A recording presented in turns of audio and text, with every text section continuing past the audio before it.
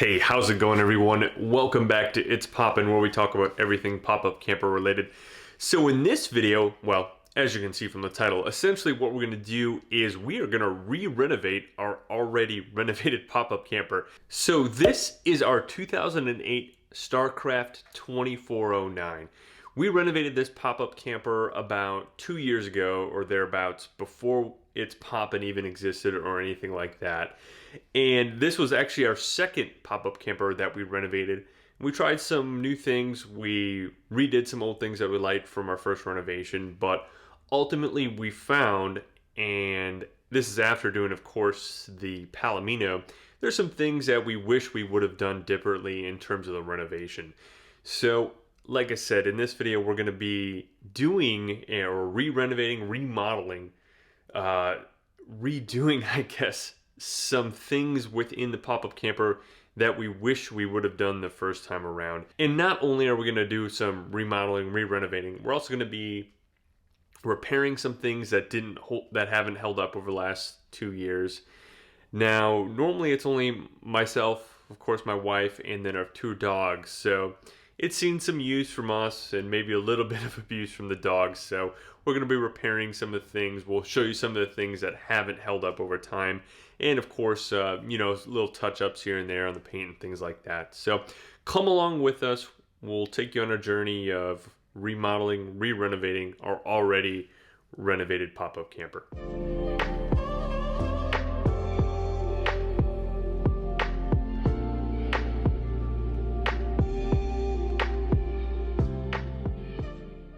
All right, guys, so here's what we all got for our renovation. We got about, I think it's like 80 or so feet of T-trim for the countertops and bench seats and all that fun stuff. And essentially that's the reason why we didn't do this in the first place, just because it was so much of it. But we really realized we should have just replaced it from the get-go. Of course, we got some cabinet knobs for replacing completely all the cabinet and drawer pulls. So we're just gonna switch those out, real easy fix. Now, moving on to the countertops. What we did on the first go round is we used some of these Rust-Oleum American Accents, the stone textured finish in this nice gray color. But what we did instead of using this epoxy is we used a polyurethane. And unfortunately that didn't give us, I guess, the protection that we were hoping for. So what we're gonna do is we're gonna take our stone textured finish spray paint, hit some of the spots that have worn off, and then go over all of our countertop with this nice high gloss epoxy glaze coat, which I think will give it a lot of protection. So that's everything for our countertop project. Now here we have just some white duct tape to fix up our awning bag to prevent it from continuing to tear and rip and come apart. We have some crystal clear 100% waterproof Gorilla Tape for patching up a few tears in the canvas and vinyl area. And then moving on, we have, of course, the same Kills. This is, of course, an oil-based primer for hitting part of the pull-out that we didn't paint originally. So we're gonna hit with the Kills, and then we're gonna go over it with this high gloss cabinet door trim. It's just a white paint. So that's for painting our areas that we missed. And then there's just one spot that we're gonna hit with this Valspar Simplicity. Now this is in the tempered gray color that we use on the walls. So we're gonna hit that. And then finally, we're gonna use this paintable caulk for hitting a spot on the trim that kind of came apart, that left a little gap. So that's everything we're going to be using for this re-renovation project, and we'll get to it. So here's a close-up of our Dometic trimline awning bag, and as you can see, part of the bag coating, or whatever you want to call this, has completely come apart. It's just gotten so brittle that it's been lifting off. When we first got this camper, we did a little bit of repair work just using some white duct tape. As you can see, where that came up to, that really, it held up, but the wind has caught this front part and just completely ripped it off. All right, guys, so here is the, well, repaired awning. Not too shabby, but a Also not brand new looking, but what more can you ask for a cheap roll of duct tape? So that's the awning bag all done. So next up, I thought I would show you guys the areas that we're not exactly happy with. And here's one in particular. So what happened here is a dog crate. Unfortunately scratched all of that off. Same as right here.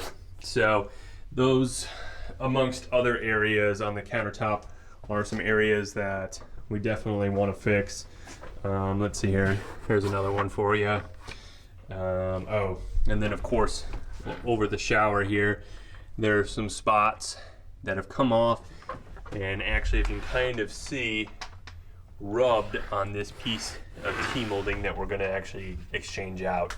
So that's more or less the countertop. Here's the one area of the wall that needs to be repainted. As far as the Tmolding, as you can see, some spots have kind of come off there, and even more so on the areas, for example, where the sink swings down right there. So hopefully putting in brand new Tmolding will alleviate that, and then of course we'll touch up areas like this on the sink that swings down. So here is the one area of the flooring that has kind of come out from underneath the trim, and the reason I think that has happened is because that's the area directly across from where the slide out is. So there is nothing preventing that floating floor from moving. So of course, going down the road, it's bound to move out. So what we're gonna do is remove some of that paint that's on the floor right there, and then address this area of caulk and just recaulk that. So next up are these drawer pulls. As you can see, they didn't take to the paint as well as the clear coat as well as we hoped. So we're just gonna completely replace those. And as you might be able to see, some of that clear coat actually came off on the back of our cushions here. So we'll do our best to clean that up as well. And finally, here is that section of the slide out that we didn't quite finish up. So pretty simple, just some some primer and paint, and touch up a few of these rough spots. Maybe we'll sand it down a touch and touch that up, but that's all for the paint. All right, here we have a nice new shiny drawer pull and old nasty ones above, so definitely be an improvement once we get all these done. So the next thing we're going to do is remove all of the Tmolding from around the camper. There's lots of it, and we're just going to hang on to this Tmolding for now once we pull it out, and then we will use this as a template to be able to cut all of our new Tmolding.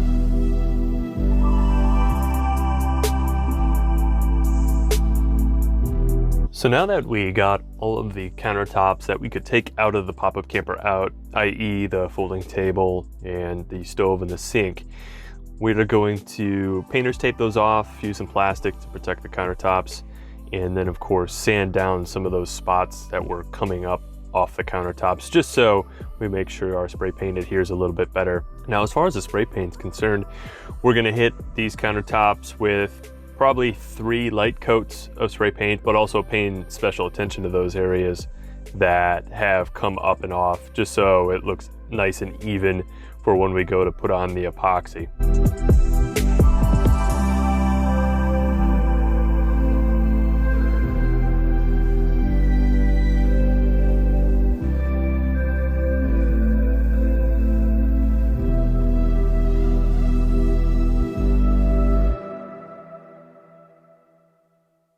So now that we've let the countertops dry for about a day, that spray paint's been drying for about 24 hours, we're gonna go ahead and try our hands at this epoxy. Now keep in mind guys, this is the first time we've ever utilized epoxy, so we're kind of new to this and this will be a bit of an experiment, but essentially it's combining the resin with equal parts of the hardener, stirring it for 6 minutes, then pouring the mixture into a new bucket and then stirring for an additional 6 minutes.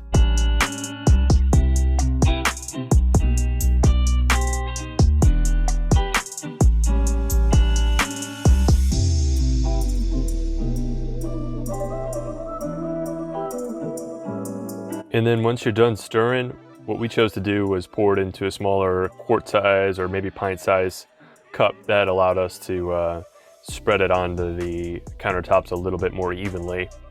And then once it was spread onto the countertops, we used a plastic scraper or spatula or trowel essentially to spread it evenly around. Now the nice stuff about this epoxy is that it self-levels, but it only self-levels if your surface is level. So we paid special attention to making sure each of these countertops were as level as we could get them. Now another thing about this epoxy is that you only have about 10 to 15 minutes before it starts hardening. So it really helped to have 2 people doing this part of the renovation.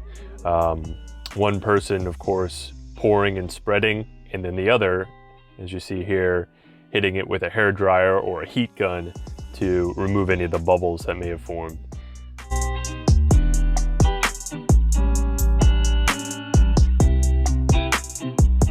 Alright guys, sorry for the abrupt ending.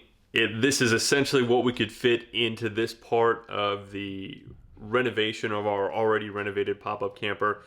But rest assured, in the next part we're going to be tackling doing all of the Tmolding.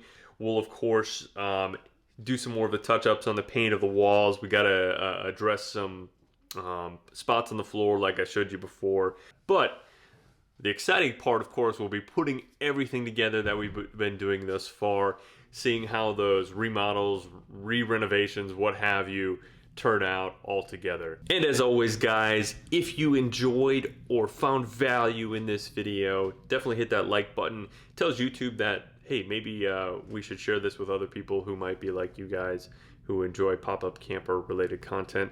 And of course, the best way to support us is to subscribe and come back and watch more videos like the next part of this remodeling, re-renovation of our pop-up camper. So, like I always say, hopefully we see you in the next video. If not, hopefully we see you out there camping.